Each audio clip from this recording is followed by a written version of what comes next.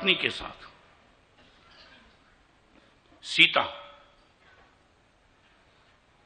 अयोध्या में सीता ने जैसे ही समाचार सुना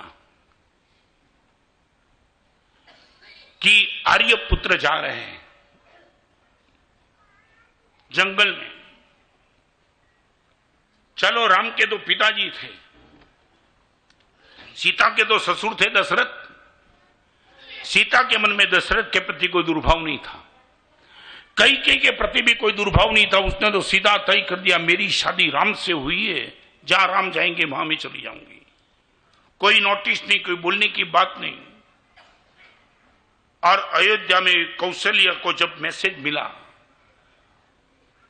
और सीता भी जा रही है, सीता को कौशल्या ने अपनी गोद में बिठा के इतना ही कहा कि बहन, मेरा बेटा क्षत्रिय बच्चा है, जंगल में चाहे कितने भी कष्ट आए वो तो झेल पाएगा, मगर तू तो कितनी कोमल है, कितनी कोमल। सच बोलो, राम को जाने से रोकने के लिए कौशल्या तैयार नहीं है, मगर अपनी बहू जाती है उनको रोकने के लिए कई रो रही है। राम को जाने दे, वो तो चाहे कितने भी कष्ट आएंगे वो झेल पाएगा, मगर बेटी तू नहीं झेल पाएंगी। मैं इतना ही कहती हूं कि तू यहां रह जा, राम को जाने दे।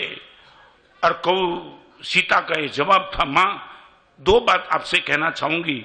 एक बात तो ये कहूंगी, अयोध्या के राजमहल की सुविधा पाने के लिए मैंने राम के साथ शादी नहीं की थी, राम मुझे पसंद थे इसलिए शादी की थी।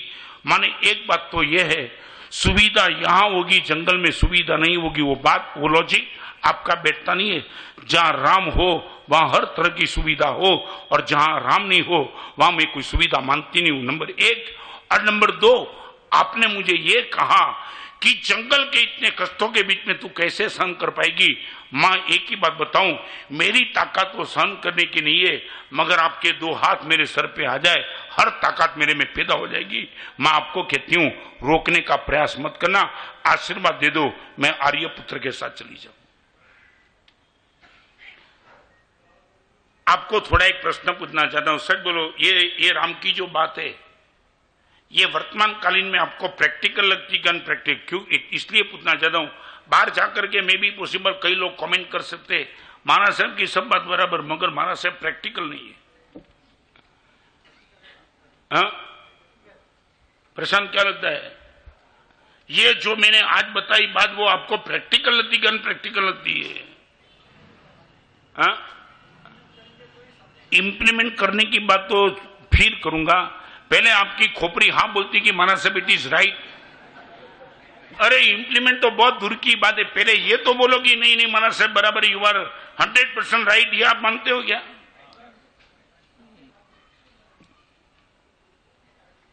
मुझे तो बंबई में जब प्रवचन किया था तब उसने गजब का जवाब दिया, महाराज साहब आज कोई दशरथ है ना अपने बेटे को जंगल में जाने की आज्ञा नहीं करेगा, क्योंकि अभी जंगल ही तो नहीं बचा है। जाएंगे कहां, जंगल ही नहीं बचा है, पूरा का जंगल साफ कर दिया है, जंगल ही कहां, तो वो तो बाप गया। मैं बोला तू भी यार कमाल का लॉजिक लेके आया, महाराज साहब मेरे बाप को आज्ञा करने में बहुत सोचना पड़ेगा, जंगल कहां है? और नंबर दो, उसने मुझे बोला महाराज साहब दो बात में मेरे पीछे, मैं बोला नंबर दो, मैं सीधा बोल देता, आपने शादी की, आप और मेरी मां चले जाओ जंगल में, मैं क्यों जाऊं? जाओ, तुमने किया तो तुम सन करो, मुझे क्या है, ये आज के बेटे। और आपको पूछना चाहता हूं, सरकारी दुकान होती है ना, सरकारी दुकान समझते हो, गेहूं चावल की होती है, क्या होता है? हाँ, रेशन।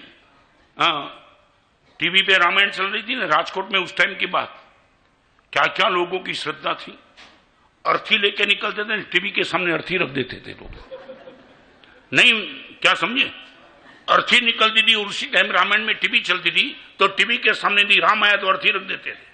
और आज भी आपको पूछूं, 5 मिनट का समय फिर भी पूछूं, सच बोलो, जब ये अर्थी निकलती है किसी की, तुम राम नाम सत्य बोलते लोग? अभी तक मेरे दिमाग में 46 साल से प्रवचन कर रहा हूं, अभी तक उनका समाधान किसने नहीं दिया, शायद औरंगाबाद से मिल जाए। मैं ये पूछना चाहता हूं, ये राम नाम सत्य जो बोलते हो वो किसको सुनाते हो?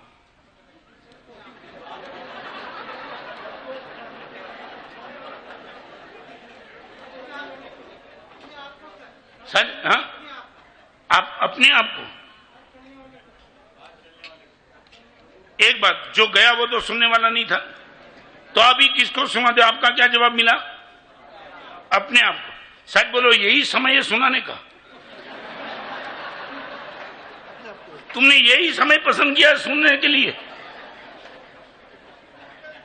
और एक बात बताऊं, सच बताऊं, सही समय आपको चूज करना है तो एक काम करना, किसी के शादी हो, किसी की शादी चल रही हो और वहां बोलना राम नाम सत्य है,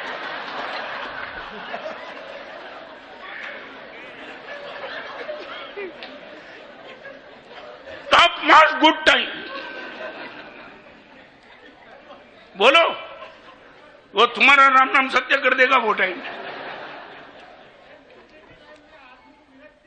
क्या है?